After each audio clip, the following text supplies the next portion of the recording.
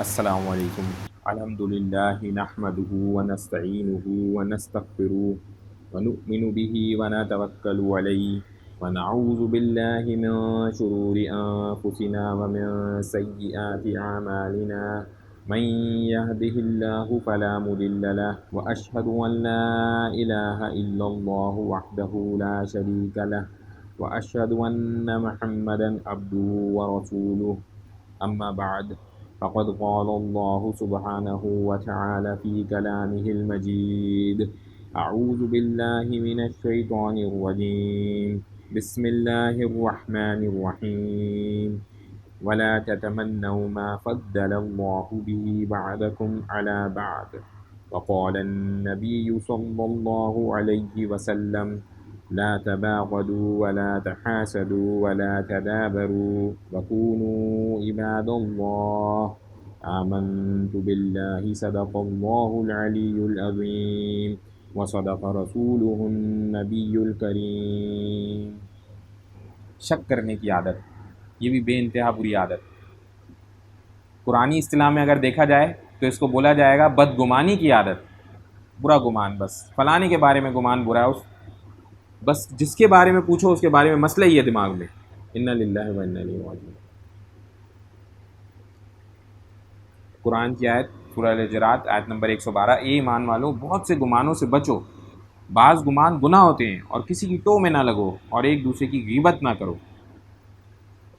اب یاد رہے، یہاں پہ ایک چیز ضرور سمجھا دیتا ہوں، کوئی بندہ اگر عہدے پہ ایسے موجود ہے، پولیس والا اس نے پکڑنا ہے چور کو، تو اس نے ظاہری بات ہے شک کرنا ہے نا، تبھی تو پکڑے گا کہ اس پہ مجھے شک ہے، اس پہ مجھے شک ہے، وہ تو سب کام ہے۔ جو حاکم ہے اگر اس نے کوئی اس طرح کی چیز کا فیصلہ کرنا ہے تو وہ تو شک کرے گا، لیکن یہ عام عمومی طور کے اوپر اس چیز کی پابندی لگائی گئی ہے، منع کیا گیا ہے کہ ایک دوسرے کے اوپر بدگمانیاں نہ کرو، اور واضح طور پہ بتا دیا کہ یہ گناہ ہوتے ہیں۔ مطلب یوں سوچ لیں پہلے کہ اگر میں سوچ میں چلا گیا ہوں تو میں گناہ میں چلا گیا ہوں، اور یہ خطرے کی علامت ہے۔ آگے میں ایک حدیث آپ سے انشاءاللہ شیئر کروں گا تو اس میں پھر بھی تھوڑی اللہ تعالیٰ نے ہمارے لیے بچت کر دی۔ صحیح بخاری کی ایک حدیث، آپ صلی اللہ علیہ وسلم نے ارشاد فرمایا بدگمانی سے بچتے رہو، کیونکہ بدگمانی کی باتیں اکثر جھوٹی ہوتی ہیں۔ لوگوں کے عیوب تلاش کرنے کے پیچھے نہ پڑو، آپس میں حسد نہ کرو، کسی کے پیٹھ پیچھے برائی نہ کرو، بغض نہ رکھو، بلکہ سب اللہ کے بندے آپس میں بھائی بن کر رہو۔ دوبارہ یہ ایک الگ حدیث ہے، یہ وہی حدیث ہے جو پیچھے پڑی گئی۔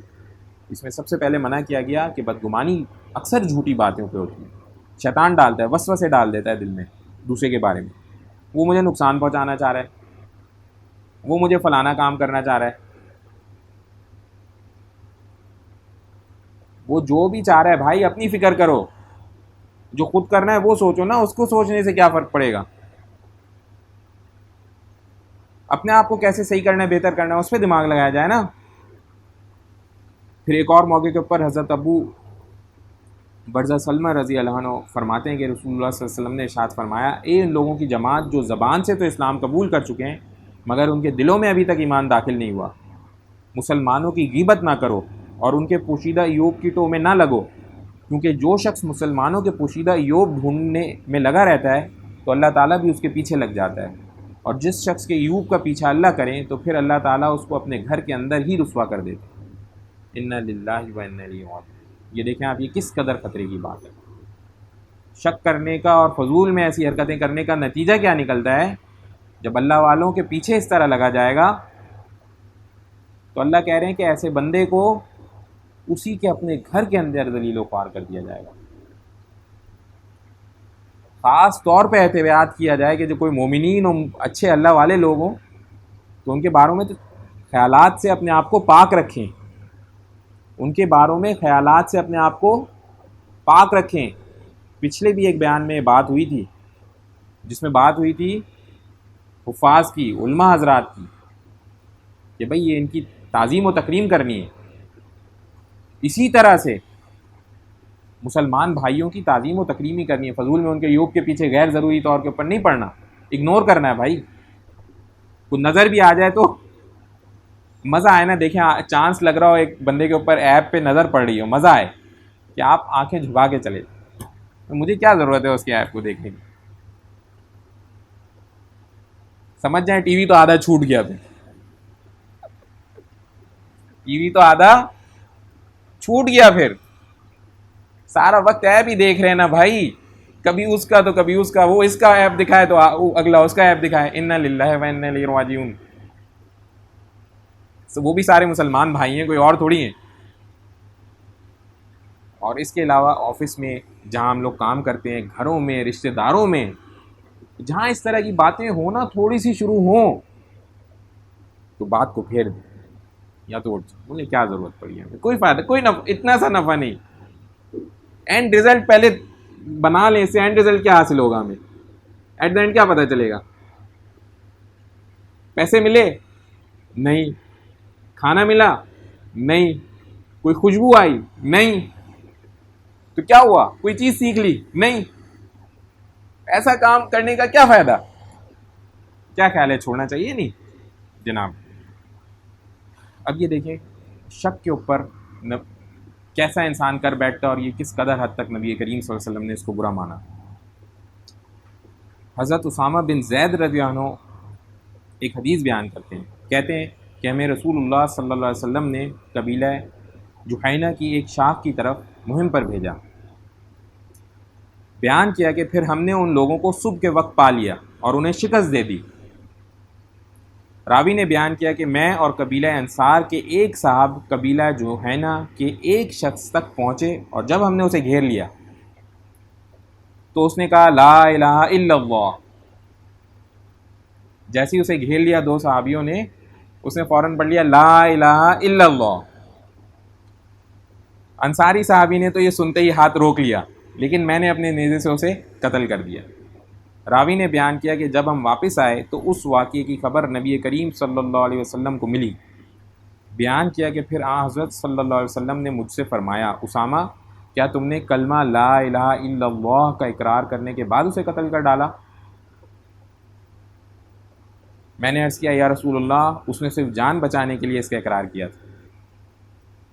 نبی کریم صلی اللہ علیہ وسلم نے پھر فرمایا تم نے اسے لا الہ الا اللہ کا اقرار کرنے کے بعد قتل کر ڈالا؟ بیان کیا نبی کریم صلی اللہ علیہ وسلم نے اس جملے کو اتنی دفعہ دہراتے رہے کہ میرے دل میں یہ خواہش پیدا ہو گئی کہ کاش میں اس سے پہلے مسلمان نہ ہوا ہوتا. یعنی صرف ایک شک کی بنیاد پہ نا کہ اس نے جان بچانے کے لیے کلمہ پڑھا ہے، ایک شک ہوا نا، ایک بدگمانی، قتل کر دیا. وہ اس قدر نبی کریم صلی اللہ علیہ وسلم کو برا لگا کہ وہ بار بار کہتے رہے کہ تم نے اسے قتل کر دیا، کلمے کا اقرار کرنے کے بعد قتل کر دیا، کلمے کا اقرار کرنے کے بعد، شک کی بنیاد. اور یہاں تک ان کو برا لگا کہ آج سے پہلے وہ مسلمان ہی نہ ہوا ہوتا، کیونکہ یہ گناہ ایڈ کر گئے نا اپنی. جب مسلمان ہوا کرتے تھے تو ان کے سارے گناہ مٹ جایا کرتے تھے نا، تو پھنس گئے بیچارے. انا للہ و انا الیہ. تو دیکھیں بدگمانی اس قدر حد تک بری چیز ہے، اس قدر حد تک ناپسندیدہ ہے. پتہ نہیں کیا تھا اس کے دل میں، کیا پتہ اس نے حق کا اقرار کیا ہو، ایک سوچ پہ اس پہ. بہرحال ہمارے لیے پازیٹیو بات یہ ہے، ہمارے لیے پازیٹیو بات یہ حضرت ابو ہریرہ رضی اللہ عنہ سے روایت ہے کہ نبی کریم صلی اللہ علیہ وسلم نے ارشاد فرمایا اللہ تعالیٰ نے میری امت کو خیالات فاسدہ کی حد تک معاف کیا ہے جب تک اس پر عمل نہ کرے یا اسے زبان سے ادا نہ کرے. جو ایسے خیالات ہمارے دماغ میں آتے ہیں، دلوں میں آتے ہیں، جب تک ہم زبان سے بول نہیں دیتے، ہم اس پہ عمل نہیں کر لیتے، الحمدللہ ہم گناہ سے محفوظ ہیں. لیکن میں آپ کو واضح طور پہ ایک بات بتا رہا ہوں، جو بندہ ایسی سوچ میں لگا ہوا ہے وہ وقت دور نہیں ہے کہ وہ ایسا کلام بھی کر لے، اور جو ایسے کلام میں لگا ہوا ہے وہ وقت دور نہیں ہے کہ وہ ایسا کام بھی کر لے. تو بہترین بات یہ ہے کہ اس سوچ پہ اپنے آپ کو پکڑ لیں اور اس سوچ تک ہی نہ جائیں. جیسے ہی احساس ہو جائے رک جائیں، جیسے ہی احساس ہو جائے رک جائیں، تو انشاءاللہ اس کا اہتمام کریں گے نا. اب دیکھیں مسلمان انسان ہونے کی حیثیت سے یہ تینوں کیفیات ہمارے ساتھ رہتی ہیں. کبھی کبھار حسد بھی ہو جاتا ہے دل میں، بغض تو اللہ تعالیٰ رحم فرمائے ماحول ہی ایسا ہے، ایک ماحول ہی ایسا بنا ہوا ہے، عمومی ماحول. سیاست دانوں کی ہیں آپس میں وہ لڑ رہے ہیں تو فلانے تب لڑ ہی رہے ہیں نا آپس میں، تو بغض ہی ہوتا ہے نا دل میں. اور شک بھی ہماری کیفیت بنی ہے. ان ساری چیزوں سے بچنے کے 3 طریقے ہیں، عام سے 3 طریقے میں آپ کے سامنے پیش کروں. پہلا طریقہ کار تو یہ کہ جب بھی کسی کے بارے میں ایسا خیال آ جائے، احساس ہو جائے میرے دل میں خیال، اصل بات ہے احساس ہو جائے، جیسے ہی احساس ہو جائے اب کیا کریں؟ اسی بھائی کے لیے دعا کریں، یا اللہ اس کو مال میں اور برتری عطا فرما دے، یا اللہ اس کو علم میں اور برتری عطا فرما دے، یا اللہ اس کو اور عزتیں عطا فرما دے. تو یہ اپنا حسد سمجھ جائیں، اور خود دعا کر رہے ہیں اس کے لیے اللہ اس کو اور آگے بڑھائیں، تو کون سا حسد؟ ختم. دوسرا کام کیا کریں؟ اگر ہو سکے تو تحفے تحائف دیں، چھوٹے چھوٹے اپنی حیثیت کے مطابق. تو نبی کریم صلی اللہ علیہ وسلم کی حدیث ہے آپس میں ایک دوسرے کو ہدیہ دیا کرو، اس سے محبت بڑھتی. تو ایسی چیزیں دل سے جتنی ہو سکتی ہے، چھوٹی سی چیز دے دیں، ایک بسکٹ دے دیں، بسکٹ کا پیکٹ تحفے میں دے دیں. اس بھائی کی کسی بھرے مجمع میں تعریف کر دیں، اتنے سارے لوگوں کے دل سے تعریف کر دیں. آپ کو پتہ ہے میرے دل میں اس کے بارے میں خیال آیا تھا مسئلے میں ابھی، اب میں اس کی تعریف کروں، لوگ اس کی تعریف کریں. سمجھ رہے ہیں؟ سمجھ رہے ہیں؟ اچھا، اور کیا کریں؟ ایسا جب بھی خیال آئے استغفار ضرور کریں، اللہ تعالیٰ سے معافی مانگیں. یا اللہ یہ خیال میرے دل میں آیا تھا، مجھے معاف فرما، پتہ چل گیا مجھے خیال میرے دل میں آیا تھا، مجھے معاف فرما. انشاءاللہ کریں گے نا اہتمام. اچھا جناب، عزم کرتے ہیں اس کے بعد شک سے، فضول کے شک سے بچیں گے انشاءاللہ. عزم کرتے ہیں نا، کسی پہ نہیں، کوئی خیال آ رہا ہے اٹھائیں بولیں بھائی میرا کام ہی نہیں ہے، انشاءاللہ بچیں گے نا اس سے بھی. بس دعا کر لیتے ہیں چھوٹی سی. یا ارحم الراحمین یا ارحم الراحمین یا ارحم الراحمین، اللہم صلی علی محمد وعلی آل محمد، اللہم اعنی علی ذکرک و شکرک و حسن عبادتک. یا اللہ اپنی سچی محبت عطا فرمائے. یا اللہ نبی صلی اللہ علیہ وسلم کی کامل اتباع عطا فرمائے. یا اللہ رب العالمین یہ جو برائیاں ہیں یا اللہ یہ ہم سے زائل فرما دیجیے. یا اللہ اور ان سے ہمیں زندگی بھر کے لیے محفوظ فرما لیجیے. سمعنا واطعنا غفرانک ربنا و الیک المصیر برحمتک یا ارحم الراحمین.